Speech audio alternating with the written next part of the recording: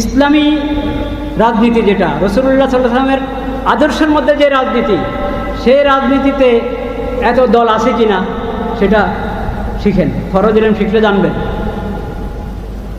যে এক দল রাষ্ট্র চালাবে আর সবাই বিরোধী দল থাকবে।